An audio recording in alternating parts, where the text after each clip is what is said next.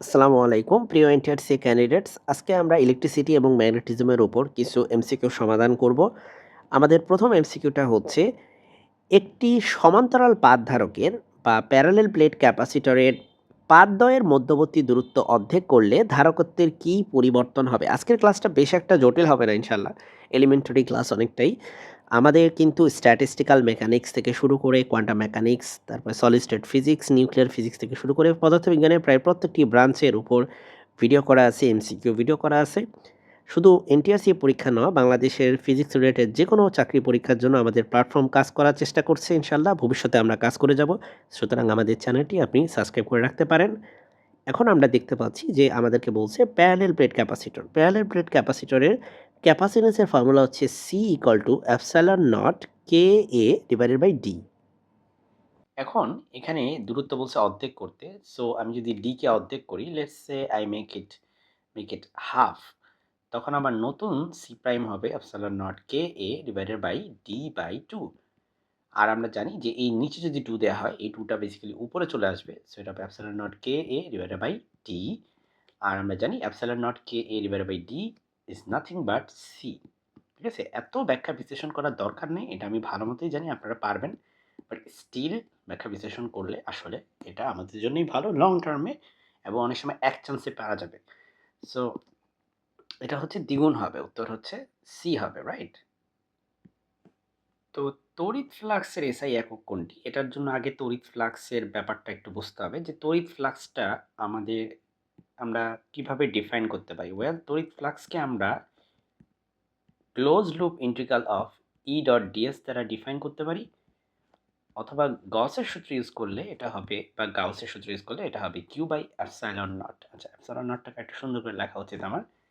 So এখন যার যেভাবে ভালো লাগে সে সেভাবে করতে পারেন। আপনার এটা দিয়ে করতে চাইলে কুলম্বের এক চার্জের একক হচ্ছে কুলম্ব, আর এপসাইলন নটের নিজের একক সেটা আবার কুলম্বের সূত্র থেকে বের করা সম্ভব। আর এটা দিয়ে করতে চাইলে সেটাও করা সম্ভব, বিকজ এখানে আপনার ইলেকট্রিক ফিল্ডের একক আর হচ্ছে সারফেস যেই ডিফারেনশিয়াল এলিমেন্ট সেটার একক লাগবে। ঠিক আছে? সো আমি এটা দিয়ে করব। ইলেকট্রিক ফিল্ডের একক আমরা জানি F ইকুয়াল টু কিউই। তো এখান থেকে আমরা বলতে পারি যে আমাদের ই হচ্ছে F by Q,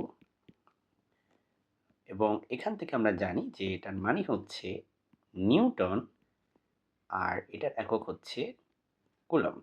Newton coulomb, right? So এটা হবে আমাদের নিউটন পার কুলম্ব। এখন ভাই এই ডিএস এটা হচ্ছে সারফেসের একটা ক্ষুদ্র অংশ। সো যাই হোক, সেটার একক কিন্তু একটা সারফেস যদি চিন্তা করেন সেটার এসে একক হবে মিটার স্কোয়ার। সেটা হবে metre square. In that case আমাদের কোনো উত্তরের সাথে কিন্তু আসলে মিলে কিনা আমরা একটু খেয়াল করি। আমার হিসাবে কোনো উত্তরের সাথে ওইভাবে মিলতেছে না, মানে ডিরেক্টলি মিলতেছে না আর কি।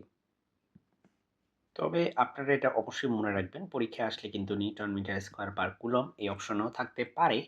এখন আমরা যদিও এটা ডিরেক্ট কোনো উত্তর পাচ্ছি না, বাট এটার আসলে উত্তরটা হবে আপনার ভোল্ট মিটার, এই ভি ইন্টু এম। বাট সেটা কীভাবে? কারণ আমরা জানি যে ইলেকট্রিক ফিল্ডকে অন্যভাবেও লেখা যায়। যেমন আমরা জানি ইলেকট্রিক ফিল্ড ই, সেটাকে লেখা যায় minus dV by dr. So এখানে এই ফর্মুলাতে যদি চিন্তা করেন তাহলে কিন্তু জিনিসটা ইন্টারেস্টিং, বিকজ এখানে আপনার এটার মানে হচ্ছে বিভব, আর বিভবের একক হচ্ছে ভোল্ট, অ্যান্ড দেন এটা হচ্ছে let's say differential element of R. So সেটা একটা লেন্থ বোঝায় বা ডিসটেন্স বোঝায়, যেটাই বলেন। সো এক্ষেত্রে এটা হবে মিটার। সো আমরা নিউটন পার কুলম না লিখে আমরা ভোল্ট পার মিটার কিন্তু এখানে লিখতে পারি। অ্যান্ড দেন আমার এখানে আরেকটা মিটার স্কোয়ার আছে, আমার মিটার স্কোয়ারের সাথে মিটার একটা কাটা গেলে আমার একটা থাকে হচ্ছে ভোল্ট মিটার। সো এটা প্রথমে খুবই ইনোসেন্ট মনে হইলো, এটা আসলে ততটা ইনোসেন্ট কোশ্চেন না। এর কারণ এটা, যে কারণ আপনারা সবাই পারবেন এটা, আমরা সবাই এটা পারবো, কিন্তু সমস্যা হচ্ছে এখানে টাইমটা কেটে নেবে আমাদের। সো এটাই তো এমসিকিউর মূল খেলাটা।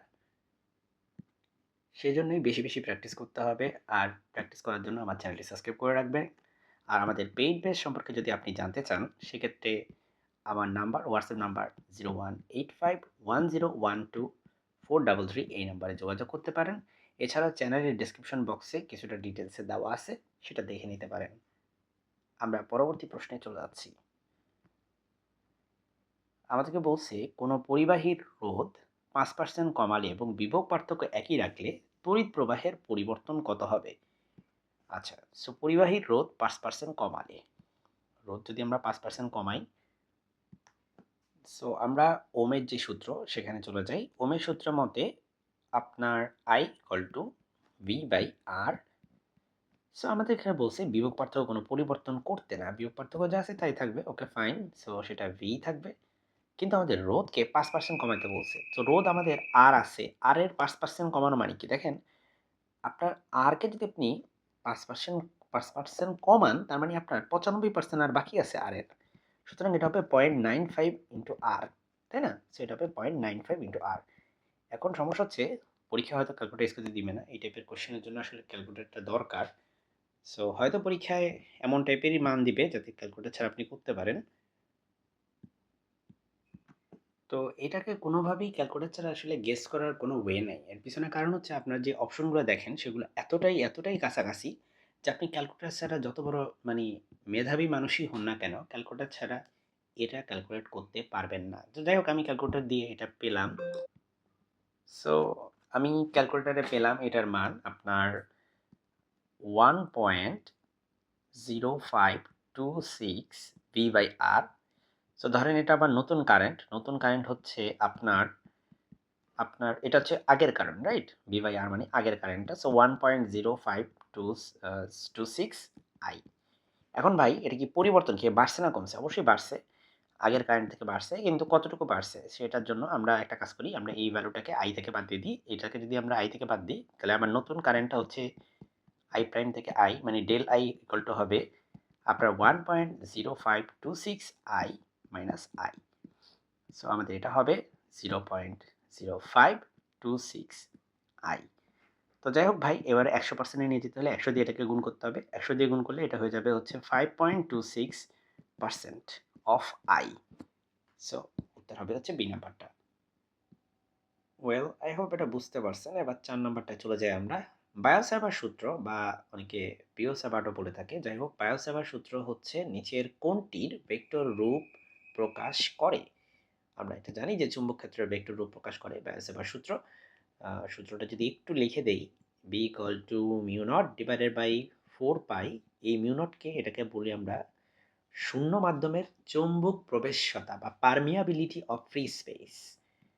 Permeability of free space. আর যদি এখানে মিউ নট না দিয়ে শুধু মিউ থাকতো তাহলে সেটা তো পারমিয়াবিলিটি অফ এনি মিডিয়াম। আর এখানে আছে I into d l sine theta divided by r square. আমি আর ছবি আঁকলাম না আপাতত। আপনারা যদি এই বায়োসেভার সূত্র নিয়ে ডিটেলসে জানতে চান সেক্ষেত্রে আমার আমার channel honours math physics, honours math physics এটাতে সার্চ দিয়ে দেখতে পারেন। এই চ্যানেলে আপনার ইলেকট্রিসিটি এবং ম্যাগনেটিজম নামক টপিক আছে, বুঝতে পারছেন? মানে একটা প্লে লিস্ট আছে আর কি, ইলেকট্রিসিটি আর ম্যাগনেটিজম নামে। ওখানে আমি আলোচনা করার চেষ্টা করেছি বায়োসেভার সূত্র প্লাস ইলেকট্রিসিটি ম্যাগনেটিজমের আর অন্যান্য কনসেপ্ট। সো আমি অলওয়েজই বিশ্বাস করি যে বেসিক ক্লিয়ার থাকলে এমসিকিউতে ভালো করা যায়।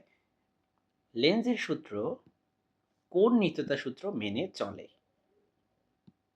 সো আমি সাথে সাথে উত্তর না দিয়ে আপনাদেরকে গেস করার একটা সুযোগ দিচ্ছি। তো এটা পারবেন না এমন কেউ আছে, আমি এটা বিশ্বাস করি না। যাই হোক, এটা হচ্ছে উত্তর শক্তির নিত্যতা সূত্র। সেটা হচ্ছে কোনো একটা আবিষ্ট তড়িৎ প্রবাহ এমন দিকে প্রবাহিত হয় বা এমন দিকে সে কাজ করে যেন সে তার যেই কারণে সে সৃষ্টি হয়েছে তাকেই যেন সে বাধা দেয়। সো এটা হচ্ছে শক্তির নিত্যতা সূত্রেরই আরেকটা রূপ। আমরা এটিগুলো নিয়ে ডিটেলসে আলোচনা করেছি আমাদের চ্যানেল এনিও ফিজিক্স ক্লাসরুমে। আপনারা চাইলে সেই চ্যানেলটি সাবস্ক্রাইব করে রাখতে পারেন। এনিও ফিজিক্স ক্লাসরুম চ্যানেলের নাম আর কি। একটি দীর্ঘ সলিনয়েডের ভিতরে চৌম্বক ক্ষেত্রের মান কেমন হয়? দীর্ঘ সলিনয়েডের ভিতরে চৌম্বক ক্ষেত্রের মান কেমন হয়? ওয়েল, এটার উত্তর হবে হচ্ছে সুষম ও হচ্ছে ধ্রুবক হয় এটা। আচ্ছা, একটা চুম্বক ক্ষেত্রের সলিনয়েডের ক্ষেত্রে আসলে চুম্বক ক্ষেত্রের যে সূত্র সেটা হচ্ছে মিউ নট, আমি যদি ভুল না করে থাকি mu not I N L. কয়দিন আগেই প্রমাণ করছি। আসলে সূত্র এত কিছু মনে রাখাটা কঠিন, এটা আপনারাও জানেন। আমি যদি ভুল না করে থাকি তাহলে সূত্র ঠিক আছে। যেখানে স্মল এন বলতে বোঝায় যে আপনার একক পাকে, হ্যাঁ, একক পাকের ক্ষেত্রে বোঝায়। আর হচ্ছে আপনার এল বলতে হচ্ছে সলিনয়েডের দৈর্ঘ্য। আই হচ্ছে তার ভিতরে কী পরিমাণ কারেন্ট পাস করতেছে, আর মিউ নটের পরিচিতি একটু আগেই দিলাম। সো এরপরে আমরা চলে যাচ্ছি নেক্সট কোয়েশ্চেনে, গাউসের সূত্র। আচ্ছা, কোনো কোয়েশ্চেন যদি আমি পড়ানোর সময় আপনাদের মনে হয় যে আরও ব্যাখ্যার প্রয়োজন ছিল, আপনারা কোয়েশ্চেনের নাম্বারটা মেনশন করে দিতে পারেন। পরবর্তীতে আমরা ইনশাআল্লাহ ওটাগুলোর উপর কভার করব। এবং আপনারা যদি রিকোয়েস্ট করেন তাহলে আমি কোনো একটা টপিকে যদি মনে হয় যে ফিজিক্সের কোনো একটা পার্টিকুলার ব্রাঞ্চের কোনো একটা পার্টিকুলার টপিকের এমসিকিউ কীভাবে আসতে পারে সেটা কঠিন, আপনারা আমাকে জানাতে পারেন কমেন্ট সেকশনে। আমি চেষ্টা করব সেগুলা উপরে বিস্তারিত কীভাবে ব্যাখ্যা করা যায় সেই রিলেটেড ভিডিও নিয়ে আমি হাজির হব ইনশাল্লাহ। এরপরে আছে গাউসের সূত্র নিচের কোন ক্ষেত্রে প্রযোজ্য নয়। গাউসের সূত্র হচ্ছে আবদ্ধ তলের জন্য, বিন্দু আধানের জন্য, সুষম আহিত গোলকের জন্য। এই সবগুলা দেখে মনে হচ্ছে উত্তর হওয়া উচিত আপনার মুক্ত তলের জন্য। ঠিক আছে, গাউসের সূত্রের ক্ষেত্রে আসলে একটা এনক্লোজডের ব্যাপার থাকে, চার্জকে ভিতরে আবদ্ধ করার একটা ব্যাপার থাকে। সো সেটা যেই শেপেই হোক না কেন গাউসিয়ান সারফেস, তাই সেজন্য হচ্ছে মুক্ত তলের জন্য যেটা সেটা হচ্ছে প্রযোজ্য হওয়ার কথা নয়। ঠিক আছে, উত্তর হবে হচ্ছে বি। এরপরে হচ্ছে তড়িৎ চুম্বকীয় আবেশের ক্ষেত্রে আবিষ্ট তড়িৎচালক বল কিসের উপর নির্ভর করে না। আবিষ্ট তড়িৎচালক বল কিসের উপর নির্ভর করে না? ওয়েল, আবিষ্ট তড়িৎচালক বল সূত্র হচ্ছে minus N d phi by dt. So এটা হচ্ছে পাক সংখ্যা এন এর উপর ডিপেন্ড করে, সময়ের উপর ডিপেন্ড করে, আর হচ্ছে ফ্লাক্সের পরিবর্তনের উপর ডিপেন্ড করে। সুতরাং উত্তর হবে হচ্ছে পরিবাহী যে রোধ সেটা, কারণ এই সূত্রের মধ্যে কিন্তু সেটা নাই। সো এটা উত্তর হবে খ। সো এটা বেশ এলিমেন্টারি টাইপের কোশ্চেন আর কি, খুব একটা জটিল কোশ্চেন না, আশা করি বুঝতে পারছেন। এরপরে আমাদের 9 নম্বর কোয়েশ্চেন, লরেন্স বল বা লরেন্স ফোর্স শূন্য হবে যদি। আচ্ছা, লরেন্সের যে বল সেটা নিয়ে আমরা একটু বলি। সেটা হচ্ছে লরেন্স বল হচ্ছে মূলত আপনার ইলেকট্রিক ফিল্ড আর ম্যাগনেটিক ফিল্ড, যদি কোনো একটা লেসে কোনো একটা চার্জের কারণে যদি তার ইলেকট্রিক ফিল্ড থাকে, লেটসে একটা চার্জ থাকলে তো ইলেকট্রিক ফিল্ড এমনিই থাকবে, অ্যান্ড দেন তার যদি একটা ম্যাগনেটিক ফিল্ড থাকে, আমরা জানি ম্যাগনেটিক ফিল্ড বের করার জন্য কিউ ভি পি এগুলো হচ্ছে ক্রস গুণফল নিতে হবে। হ্যাঁ, এরকম হয়। সো এটা হচ্ছে আমাদের লরেন্স বল, যেখানে এটা হচ্ছে ইলেকট্রিক ফোর্স আর এটা হচ্ছে যে ম্যাগনেটিক ফোর্স। সো আপনি লরেন্স যে ফোর্স সেটাকে বলতে পারেন সেটা হচ্ছে ম্যাগনেটিক ফোর্স আর ইলেকট্রিক ফোর্সের হচ্ছে সামেশন। ঠিক আছে, সামেশন বা হচ্ছে লাইক ভেক্টোরিয়াল যোগফল। সো এখানে বলছে যদি আধান স্থির থাকে তাহলে লরেন্স বল হচ্ছে আপনার শূন্য হবে। আধান যদি স্থির থাকে সেটার সাথে লরেন্স বল শূন্য হওয়ার সম্পর্কটা এটা বোধগম্য না আমার কাছে, কারণ আধান স্থির থাকতেই পারে। আধানের যদি বেগ না থাকে তাহলে আপনার হচ্ছে চৌম্বক বল হচ্ছে কিন্তু স্থির হবে। ব্যাপারটা বুঝছেন? আধান যদি স্থির থাকে তাহলে আপনার তড়িৎ বল তো ঠিকই আছে, তাই না? কিন্তু আপনার চৌম্বক বল নাই, কারণ আপনার আধান শূন্য মানে হচ্ছে আপনার, সরি আধান শূন্য না, আধান মানে স্থির থাকা বা চার্জ স্থির থাকা মানে হচ্ছে তার বেগ শূন্য, সুতরাং চৌম্বক বল হচ্ছে শূন্য। তারপর বলছে আধান চুম্বক ক্ষেত্রের সমান্তরালে চলে। আচ্ছা, তার আগে এটা দেখি, তড়িৎ ও চুম্বক বল পরস্পরকে নাকচ করে। সো এখানে আমার কাছে মনে হচ্ছে, ওয়েল, সো আমার এখানে যুক্তিটা হচ্ছে যে একটা লরেন্স ফোর্স হচ্ছে যেহেতু ইলেকট্রিক এবং ম্যাগনেটিক ফিল্ডের, সরি ম্যাগনেটিক ফোর্সের সামেশন। সো হ্যাঁ, যদি আপনার চার্জটা স্থির থাকে, চার্জ স্থির থাকা মানে কিন্তু ভেলোসিটি শূন্য, তার মানে আপনার ম্যাগনেটিক ফোর্সটা হচ্ছে ক্যান্সেল হয়ে যাবে, একদম ভ্যানিশ হয়ে যাবে। সেক্ষেত্রে আপনার লরেন্স ফোর্সটা আপনার ইলেকট্রিক ফোর্সের সমান হবে। সো এই ক্ষেত্রে লরেন্স ফোর্স আপনার শূন্য বলার কোনো মানে আমি যুক্তিকতা পাচ্ছি না। এরপরে আধান চৌম্বক ক্ষেত্রের সমান্তরালে চলে। আধান চৌম্বক ক্ষেত্রের সমান্তরালে চলে, সেক্ষেত্রে আধান হচ্ছে কিউ, সেটা যদি চৌম্বক ক্ষেত্রের আচ্ছা, আধান যে চলতেছে তার একটা ভেলোসিটি আছে, let's say that's V, and then চৌম্বক ক্ষেত্র হচ্ছে বি, অ্যান্ড দেন দুইটা নাকি সমান্তরালে চলে। সমান্তরালে চললে তাদের মাঝখানে আইদার অ্যাঙ্গেল হচ্ছে 0 অর অ্যাঙ্গেল হচ্ছে 180, রাইট? সো এই ক্ষেত্রে আপনার লরেন্স ফোর্স কেন 0 হবে? অ্যাগেন আধান যদি সমান্তরালে চলে তাহলে ভি আর বি এই দুটার যে ক্রস গুণফল সেটা আমরা জানি সমান্তরালের ক্ষেত্রে হয় 0। সুতরাং ম্যাগনেটিক যে পার্টটা সেটা শুধু 0 হবে, ইলেকট্রিক পার্ট কিন্তু 0 হচ্ছে না। সো অপশন ক এবং মানে এ এবং বি বা ক এবং খ এটা কোনোভাবেই উত্তর হওয়ার কোনো সুযোগ আমি দেখি না। এরপরে তড়িৎ ও চৌম্বক বল পরস্পরকে নাকচ করে, এটা আমার কাছে যুক্তিযুক্ত মনে হচ্ছে এখানে। কারণ আপনার যদি লরেন্স ফোর্সকে শূন্য করতে সামহাও যদি ইলেকট্রিক ফোর্স আর ম্যাগনেটিক ফোর্স একটাকে ক্যান্সেল করে ফেলে, in that case in that case Lorentz force can be zero. So উত্তর শুধুমাত্র হবে হচ্ছে সি।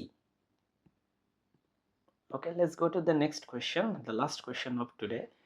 নিচের কোন পদার্থটি সবচেয়ে শক্তিশালী ডায়াম্যাগনেটিক ধর্ম প্রদর্শন করে? এটা হচ্ছে সুপার কন্ডাক্টর। ডায়াম্যাগনেটিজম মানে হচ্ছে আসলে ম্যাগনেটিক ফিল্ডের প্রতি আপনার রিপালশন বা বিকর্ষণ। আপনার কোনো একটা ডায়াম্যাগনেটিক সাবস্টেন্স, লেটস সে আমি একটা এক্সাম্পল নিই। লেটস সে আমি এমন একটা এখানে যেটা আঁকছি সেটা একটা ডায়াম্যাগনেটিক সাবস্টেন্স আঁকছি, ওকে? এখন যদি আমি ম্যাগনেটিক ফিল্ড পাস করাতে চাই, এই ডায়াম্যাগনেটিক সাবস্টেন্স কিন্তু কি করবে? ম্যাগনেটিক ফিল্ড ওর ভিতরে ঢুকতে দিবে না। ও কি করবে? ও হচ্ছে এটাকে এই যে এরকম করে বাঁকায় দিবে ম্যাগনেটিক ফিল্ডকে। ডায়াম্যাগনেটিক সাবস্টেন্স ম্যাগনেটিক ফিল্ডকে বাঁকায় দিবে, ওর ভিতর দিয়ে ঢুকতে দিবে না। সো এটা আসলে ডায়াম্যাগনেটিজমের হচ্ছে বৈশিষ্ট্য, ঠিক আছে? সো আই হোপ এটা আপনারা সবাই এমনিতেই জানেন। আর সুপার কন্ডাক্টরের যে বৈশিষ্ট্যটা আছে সেটাও আপনারা জানেন। দ্যাটস ওয়াই সুপার কন্ডাক্টরের ডায়াম্যাগনেটিক প্রপার্টি আছে। এই রিলেটেড আপনাদের একটা থিওরি পড়ার কথা। থিওরির নাম হচ্ছে মাইজনার এফেক্ট। ঠিক আছে? আমি জানি না এটা উচ্চারণ আপনারা কিভাবে করতেন কিনা, বাট এটার উচ্চারণ মনে হয় মাইজনার এফেক্টই হবে। সো এই মাইজনার এফেক্টটা আসলে এই ডায়াম্যাগনেটিজম নিয়েই সুপার কন্ডাক্টরের। সো ইলেকট্রিসিটি এবং ম্যাগনেটিজমের উপর আজকে ভিডিওটা এখানেই শেষ হচ্ছে। আমার চ্যানেলটি সাবস্ক্রাইব করে রাখবেন। আসসালামু আলাইকুম।